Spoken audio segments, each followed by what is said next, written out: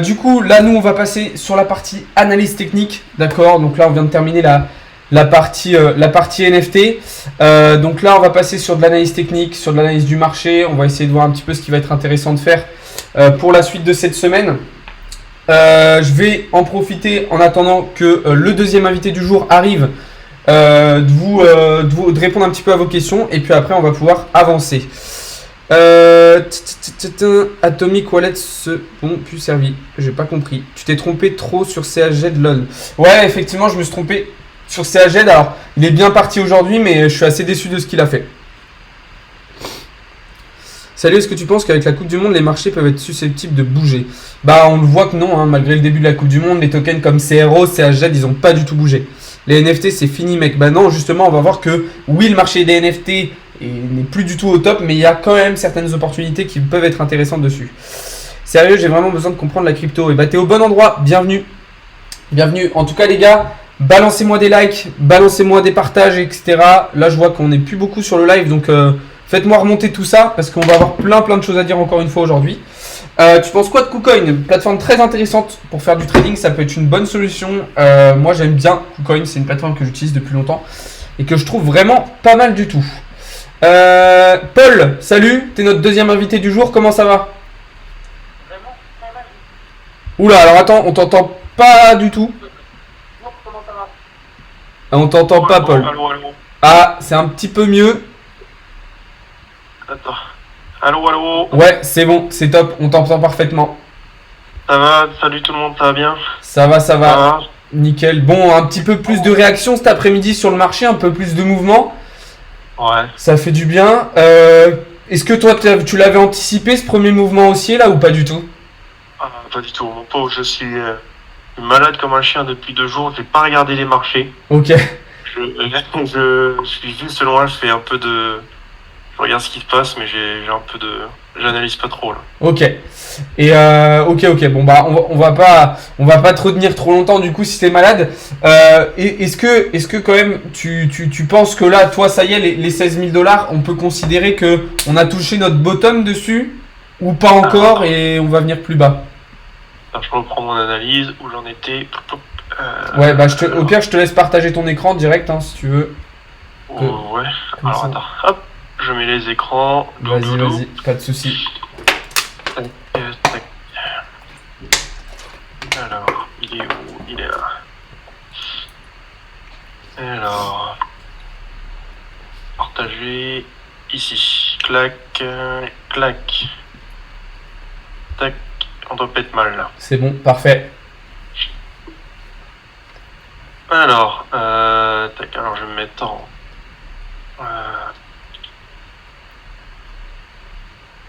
Dans semaine. Voilà.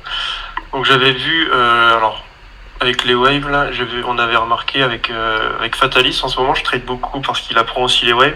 Ok. Qu'on était dans la grosse correction, c'est depuis la montée à 69 000. Ouais. Qu'on était dans la correction du gros bull run. Ouais. Donc en fait, on est parti à descendre encore un peu plus bas. Alors le bottom aujourd'hui, c'est qu'il est dur à analyser parce que avec les marchés, les baleines qui sont en train de vendre et tout ça, avec toutes les actus qui se passent, il est compliqué à choper le marché. Et voilà, moi j'avais fait une analyse comme quoi il devait descendre encore au niveau des 15 000. Ok. Mais apparemment il a décidé autrement. Il a rebondi sur mon support. Il revient chercher le triangle que j'avais tracé. Un triangle qui était pas mal intéressant, c'était en heure. Tac. Attends, faut que je me remette dedans au passage. On a eu des grosses bougies alors cette nuit et la nuit dernière, des grosses bougies de liquidité. Ouais. Alors à faire attention à ceux qui sont dedans, si on va pas y avoir une autre bougie, mais dans l'autre sens cette nuit. Ouais. Parce que si on reçoit le marché et qu'on repasse en boule, enfin un marché bullish et qu'on vient chercher des liquidités plus bas ou au plus bas qu'on est allé, il faut faire attention à ça. C'est vrai que moi j'ai eu beaucoup de mal aussi à lire le marché et à identifier justement, je trouvais que j'avais du mal en fait à comprendre pourquoi le marché allait chercher de la liquidité à un endroit d'abord et pas pourquoi à un autre. C'est assez particulier comment s'est comporté le marché. Alors, sauf cet après-midi où du coup on est reparti sur un truc un peu plus simple avec une sorte de bull flag et puis de la liquidité qui était à venir chercher justement vers les 16 200. Ouais. Mais sinon, c'est vrai qu'on est venu, on voit des mèches qui vont un petit peu dans tous les sens, piéger un petit peu tout le monde, quoi. C'est ça. Mais Là, tout de suite, attends, je vais regarder. parce que là, la question qu'on peut se poser, c'est est-ce qu'on va aller chercher plus haut, chercher de la liquidité vers les 17 000? On voit qu'on a des zones de liquidité au-dessus de nous. Ou est-ce que, en fait, on va repartir vers le bas et vraiment aller chercher un autre bottom, du coup? C'est ça, ouais. Parce que le bottom, on est quand même allé très bas récemment. On a fait un plus bas que le dernier plus bas Ouais. en début novembre. Et ça commence à. Si on se retape une figure de retournement et qu'on confirme pas être remonté dans les triangles descendants, c'est-à-dire qu'on ferme pas dans le triangle où on commence à retaper en dessous, on peut aller encore plus bas et chercher la liquidité qui est au 15 200, quoi. Ouais. 14 800. Je sais qu'il y a beaucoup de liquidité au 14 800 avec le FIBO, Ouais. au 161. Et cette zone, elle est importante parce que si on va chercher en 2-3 jours cette zone, ça veut dire qu'on va avoir une grosse figure de retournement derrière. Et si le Bitcoin est assez puissant pour remonter, on peut vite repartir à la hausse en l'espace de 2-3 jours, reprendre toutes les liquidités et aller dans un sens très explosif. Ouais. Ouais, je suis d'accord avec toi. C'est vrai que c'est possible que peut-être au cours de la semaine, on vienne chercher la liquidité qu'on a au niveau des 14 000. Par contre, derrière, si on fait ça, il faudra une réaction très très rapide pour repasser au-dessus des 16. Parce que si, pour moi, si on clôture cette fin de semaine en weekly sous les 16 000 $, c'est très très problématique et ça va être très compliqué par la suite. Donc, effectivement, l'idéal, ça serait qu'on vienne vite chercher sous les 16 vers les 14 si on en a besoin. Et après, réaction rapide. Parce que sans réaction rapide, on va s'enliser sous les 16 000 et après, ça sera très très compliqué pour moi de repasser au-dessus. C'est ça. Et après, il va y avoir tout le monde qui va dire putain, ça y est, on part à la baisse et tout le monde va FOMO et va vendre. Et ça va partir, ça va engendrer un mouvement encore plus puissant que prévu et ça va tomber. Ouais, ça va créer encore plus de FUD. Les gens vont panic sell en masse. Pour moi, de toute façon, si on clôture sous les 16 000 là à la fin de la semaine, pour moi, on ira chercher même les 12 000 $. Pour moi, les 14 000. En fait, pour moi, le niveau des 14 000, il va servir effectivement pour prendre de la liquidité et si derrière on a une réaction rapide. Mais pour moi, c'est pas un niveau sur lequel on est censé rester dessus en fait. Pour moi, c'est juste un niveau clé. On va venir absorber pour réagir vite. Et si on le fait pas, pour moi, on aura une descente qui sera plus basse et plus importante. Ouais. Après, là, tu peux voir qu'on a une zone de résistance, une belle résistance comme tu dis, aux 12 000. Ouais. 12 082 et si celle-là on va la chercher, ça peut être très, très violent. Bah ouais, ça peut être. Après, ça sera probablement l'un des meilleurs prix d'entrée qu'on pourra avoir après, mais. Là,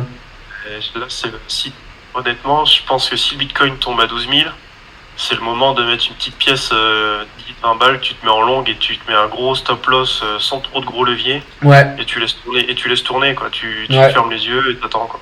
Ouais. Ouais, je suis d'accord avec toi, ouais. Je suis d'accord avec toi. Et là, tout de suite, je parle avec plein de gens, avec les Elliott Wave, et tout le monde se fait, moi sur le système d'Elliott Wave, tout le monde se fait avoir. Ouais. Parce qu'on prévoit un certain cycle et le Bitcoin il est complètement à l'envers de ce qu'on prévoit. Bah, c'est vrai que la lecture est très compliquée et même sur les alts au final, parce que tu vois, il y a quelques jours, on avait analysé ensemble le CHZ. On voyait qu'il était dans une configuration intéressante, avec des niveaux qui pouvaient nous annoncer des plus hauts à venir. Et au final, très très décevant, peu de volume et pas grand chose qui s'est passé, quoi. C'est ça. Après, tu vois, je l'avais réanalysé en off, avec une plus grosse zone, tu vois, en journalier. Ouais. Et on voyait qu'on était dans une grosse phase de correction. Ouais. Avec la montée. Bon, celle-là, on a pu l'avoir que quand on a fait, tu sais, l'ouverture de la Coupe du Monde. Donc la Coupe du Monde a fait... après, je pense qu'on a eu un gros buy the rumor. Ouais, c'est ce que je me suis dit aussi, ouais. Et là, je pense qu'on a la grosse correction grosse correction à venir. Ouais. Faut faire attention au CAGN. Moi, j'évite de le trade parce qu'il y a trop de liquidité. Enfin, il est trop volatile. Ouais. Ouais, je te dérange ou quoi Non, pas de souci, tu peux intervenir. Troisième Non, invité mais- du jour, les gars. On est gâtés en invité aujourd'hui. Dans le live. Mais ouais, non, parce que j'écoutais depuis tout à l'heure, Polo. T'as raison, mec.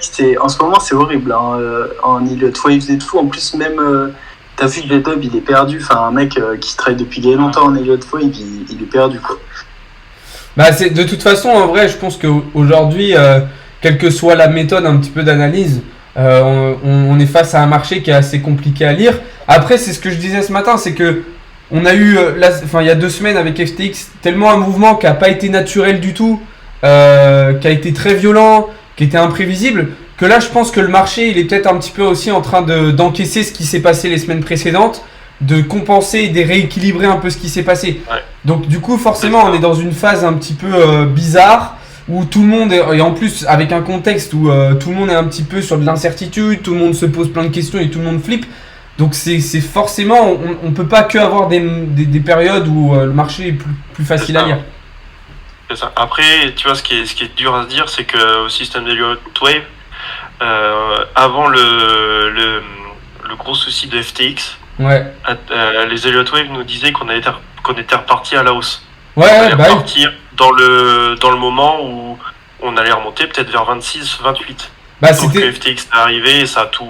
c'était effectivement la plupart des analystes étaient partis dans cette optique-là. Effectivement, on était dans le range, on avait cassé des niveaux intéressants. Effectivement, on était parti plutôt pour aller chercher ce qu'il y avait en termes de liquidité sur le haut du range daily, donc vers les effectivement 25 000 $. Et je pense que, et c'est pour ça que je disais que voilà, ce qui s'était passé sur FTX, c'était quelque chose qui n'était pas naturel, qui allait à l'encontre de ce que le marché était en train de préparer. Et du coup, c'est vrai que ça chamboule énormément de choses, autant en termes de liquidité, de schémas qui s'étaient mis en place. Je pense que ça a fait du mal aussi d'un point de vue structurel, ça a fait du mal au marché. Ouais. Moi, je trouve pas qu'on était si bullish que ça avant FTX. Enfin, je sais pas. Après, quand tu regardes en daily, on avait un mini range qui s'était formé et on a manipulation qui est montée et après distribution vers le bas. Moi, ça me. Enfin, quand on est monté là, quand on a fait le pump vers 21K, 22K, moi je le voyais déjà bien redescendre. Peut-être pas autant. C'est sûr que FTX ça a dû accentuer la chute, mais je voyais déjà une chute jusqu'à 18K, quoi. Bah, FTX, c'est vrai que moi aussi, en fait, je sais pas si vous voyez mon écran là sur le live, les gars, mais moi, pour moi, c'était le niveau des 21 500 $. On avait une résistance intermédiaire et cette zone-là, tant que pour moi on la passait pas, effectivement, on pouvait pas être totalement bullish vers les 25 000. Mais on sentait qu'on préparait peut-être quelque chose qui aurait pu être intéressant. On était sorti du nuage. On était sorti du nuage d'Ishimoku. La Shikuspan avait validé. On voyait qu'on avait encore de la liquidité à venir chercher plus haut. Donc on aurait. Et puis il y avait cette trendline qui avait été cassée aussi. Mais ouais, je pense que dans tous les cas, on serait revenu à un moment donné sur les 18,5. Mais c'est vrai que ça a dénaturé parce que pour moi, on n'était peut-être pas prêt à casser le range par le bas. Et on l'a fait. On l'a fait Après, violemment. là, aujourd'hui, il faut faire attention avec la monnaie qu'il faut faire attention, c'est Ethereum. Parce qu'il y a les rumeurs du hacker de FTX. Ouais. Comme quoi, il va vendre beaucoup d'Ethereum. Ouais, effectivement. Donc, Ouais. faut faire gaffe. Si vous êtes en long ou en short, peut-être qu'on peut avoir des gros pumps de liquidité pour aller chercher des hauts, des anciens hauts, et venir tout tomber et que la baleine s'y avant. Ça va faire tomber le marché. Bah, c'est ça aussi. Si le marché Ethereum tombe, ça va entraîner le Bitcoin. Ouais, si Ouais. il prend une grosse bougie moins 20%, Ouais. moins 10%. Ouais, mais c'est ça aussi qui fait que tout le monde est un peu sur ses positions d'attente. C'est que justement, on sait tellement pas tout ce qui se passe et ce qui va pouvoir se passer que tout le monde se dit bah putain, ouais, si le mec il lâche tous ses tokens, ça va avoir un impact sur le marché. On n'a pas assez d'infos aussi sur ce qui se passe en interne pour anticiper ces trucs-là. Donc, je pense qu'en plus, ce qui me fait chier, moi, c'est de me dire c'est que on peut peut-être rester dans un marché casse-couille pendant un bon moment encore comme ça. Hein. très possible. Vraiment. C'est très fort possible qu'on que reste dans un truc. C'est ça, le fameux décembre qu'on connaît tous, qui est normalement très bullish. Ouais. C'est possible qu'on le passe totalement bearish à rien bouger, quoi. Rester Ouais. dans un range pour ETH entre 1000 et 1200. Un Bitcoin qui bouge entre 15 000 et 17 000. Ouais. Putain, tu passes 3 mois comme ça, tu prends des trades, Ouais. tu fais rien, quoi. C'est comme. Tu t'ennuies, quoi. Ouais. Bah, Et c'est Et là, les c'est altes, comme les altes, le problème, c'est avec les altes, c'est si on se prend un dump monumental de Bitcoin qui tombe aux 12 000 Pas tout qui et suit. que Ethereum qui tombe allez, on va dire dans la même zone, on va dire dans les 800, même peut-être en dessous. Ouais, même moi, je pense. Il y a certains altes qui vont saigner. Bah, il y en a qui s'en relèveront pas, hein. De toute Ah, façon, c'est sûr. Ouais, tu vois, c'est même vraiment. Solana, je parlais de Solana, mais Solana, on a cassé des gros supports daily, weekly. Pour moi, là, en dessous, là, c'est le vide jusqu'au 4,50$ environ. Donc, si on a un marché, effectivement, sur les gros qui tirent vers le bas, il y en a qui se relèveront pas et qui vont finir aux Oui. oubliettes, hein. Ah, c'est sûr. C'est Ouais, sûr. ouais. Puis Solana, t'as de la liquidité aux 7$ maintenant. Le Ouais. problème est là. Hein. Le problème, c'est que les gens, les gros, ils cherchent que la liquidité. Hein. Ils s'en foutent du reste. Hein. Ouais. Malheureusement. Bah, de toute façon, ouais, c'est ça, c'est que c'est. Alors après, le truc, c'est que du coup, je pense qu'on rentre peut-être dans la dernière phase de ce bear market, qui est des fois très violente, où du coup, on va vraiment venir tuer les derniers, et avant vraiment une capitulation, parce que là, enfin, pour moi, là, le scénario d'après, c'est effectivement les 14 000, voire les 12. Mais après ça, pour moi, c'est soit on s'arrête là, soit c'est fini, quoi. Enfin, je veux dire, à un Ouais, moment, le ouais, truc, ouais. c'est que si on va trop bas, tu vas commencer à avoir des sociétés, même comme Tether avec l'USDT, qui vont, enfin, tout va péter, quoi. Donc, je pense qu'on rentre peut-être dans la dernière phase de ce bear market. On purge les derniers trucs qu'il y a à purger. Et voilà, mais c'est vrai que c'est quand même archi violent. Mais c'est possible que si on fasse le dernier dump là, qu'on se prenne une bougie après si on prend une grosse bougie rouge de 20%, on va faire grosso modo.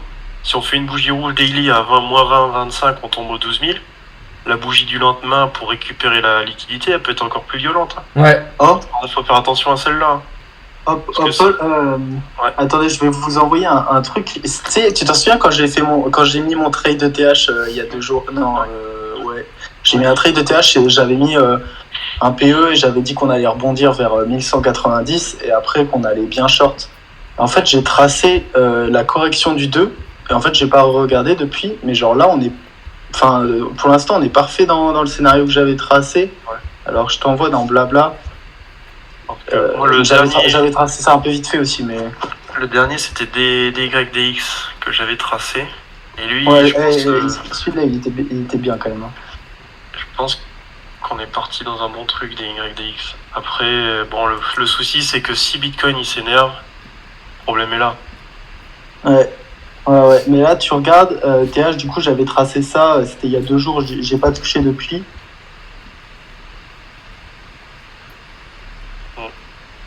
Là, Ouais. c'est pas si mauvais. Bon, après, à voir, hein, parce que ça peut remonter aussi, péter vers le haut. Le truc, c'est que tu sais plus maintenant vers où ça va aller, quoi. Ouais.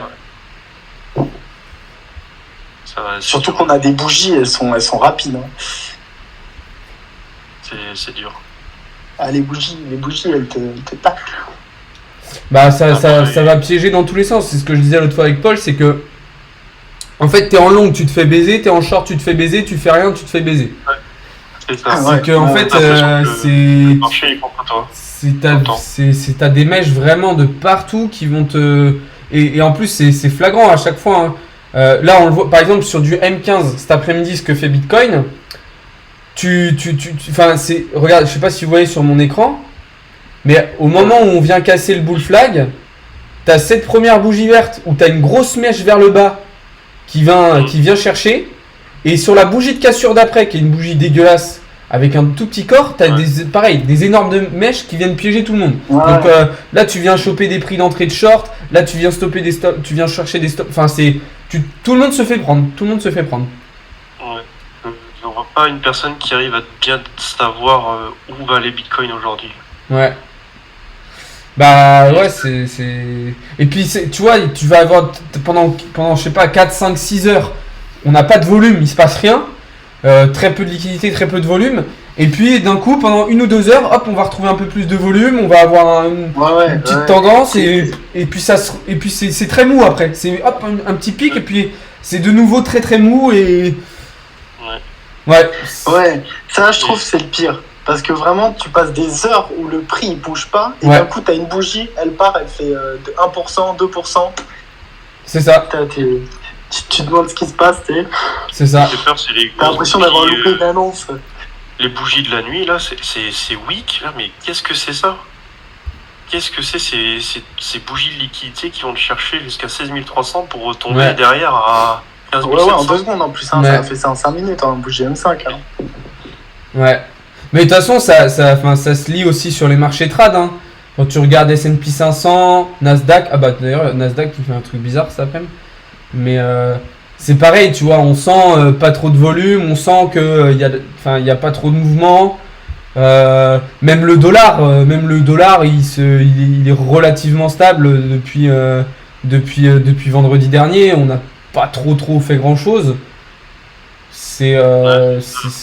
Et puis en plus de ça, on n'a pas cette semaine, comme la semaine dernière, on n'a pas vraiment de news macroéconomiques, etc., qui vont potentiellement pouvoir donner un impact sur le marché. Ouais. Donc, mais demain, je crois, non? Demain soir, on a la Fed qui parle, non? Je crois qu'il y a FOMO. C'est pas très important sur le marché. Ouais, il y a des discours du FOMC, mais c'est pas... Ils vont pas dire grand-chose de fou, donc... là, tu vois, aujourd'hui...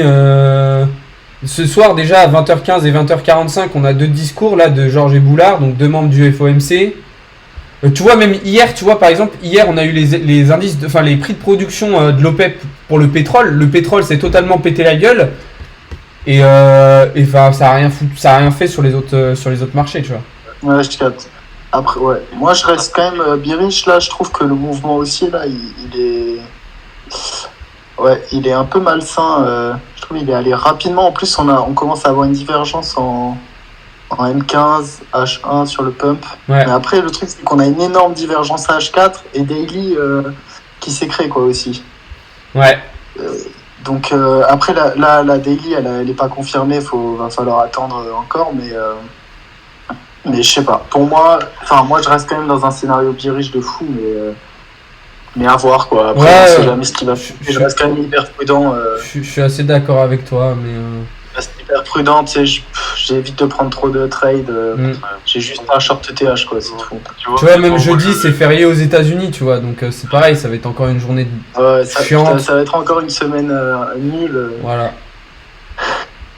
Moi, je vais pas prendre de trade cette semaine, tu vois. Je vais laisser la semaine off. Parce que tu vas prendre un trade, tu vas dire je vais long parce que les indicateurs te disent de long. Et retournement de situation. Ouais, carrément. Ok. C'est malsain cette semaine encore. Ah ouais, c'est clair, mais bon. Bah, malheureusement, il y a des semaines comme ça. Mais bon. Bon, bah, en tout cas, les gars, merci d'être passés dans le live. Moi, je vais terminer avec un peu de réponse aux questions, tranquillou, un petit peu d'actu. Mais ouais, merci les gars d'être passés, d'avoir donné vos avis et tout, c'est cool. Merci à toi. C'est cool. En fait, souci, gros. Merci à toi, ouais. Bah, yes. Bonne soirée, bonne fin de live. Yes, merci. Merci les gars. Ciao. On se tient au jus. Yes. Du coup, les amis, voilà un peu ce qu'on pouvait dire sur le marché. Je vais prendre un petit peu vos questions du coup là pour finir et puis on va peut-être passer sur quelques petites actus aussi que j'avais à vous dire. Bonne idée de faire des DCA Bitcoin. Pourquoi pas. Après on est sur un marché un peu particulier. Les gars, j'essaye de reprendre un peu vos questions. Merci pour tous ceux qui s'abonnent, merci pour ceux qui font des dons, merci pour ceux qui rejoignent le Discord. Très important de rejoindre le Discord les gars, vous avez le lien dans la bio. Merci pour ceux qui like le live, etc. Franchement, merci beaucoup à tous, ça fait super plaisir. À mon avis, ça va recommencer à remonter fin premier trimestre 2023. Je dis pas bullrun, attention. Ouais, c'est possible, pourquoi pas. Après, la règle fonda, c'est quand l'argent sort d'un marché, il est distribué ailleurs. Ouais, c'est clair. Mais de toute façon, c'est pour ça, là, avec ce qui s'est passé sur FTX, ça a créé quelque chose d'assez particulier.